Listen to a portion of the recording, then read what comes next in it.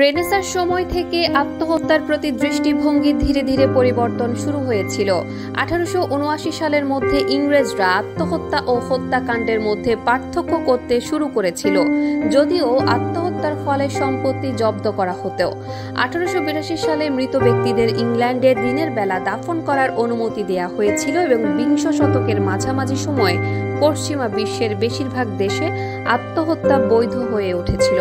আত্মহত্যা শব্দটি প্রথম আত্মত্যাগের স্থলাভিষিক্ত হয়েছিল 17 সালের পূর্বেই, যা প্রায় পশ্চিমে আত্মহত্যার একটি রূপ হিসেবে চিহ্নিত ছিল। 20 জন লোক যারা আত্মহত্যার চেষ্টা করে প্রতি 3 সেকেন্ডে তাদের মধ্যে প্রায় একজন প্রাণঘাতী হন। এমনকি প্রতি 40 সেকেন্ডে বিশ্বের একজন মানুষ আত্মহত্যা করেন। প্রতি বছর 10 লাখের বেশি মানুষ মারা যান আত্মহত্যা করে। WHO এর মতে যা হত্যা ও যুদ্ধের চেয়েও বেশি। আত্মহত্যা 15 থেকে 29 বছর বয়সী মানুষের মৃত্যুর সবচেয়ে সাধারণ কারণ।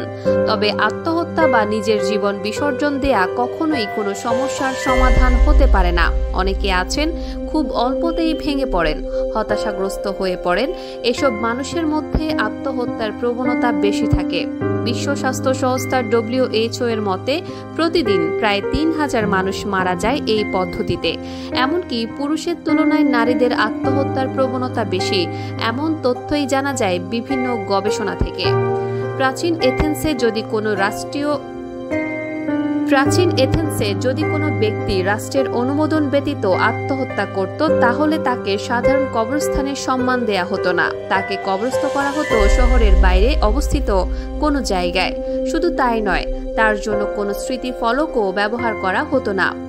আত্মহত্যাকে খ্রিস্টান ইউরোপে একটি পাপ হিসাবে গণ্য করা হয়েছিল এবং 452 সালে এরলেসের কাউন্সিলে তাকে শয়তানের কাজ হিসেবে নিন্দা করা হয়েছিল।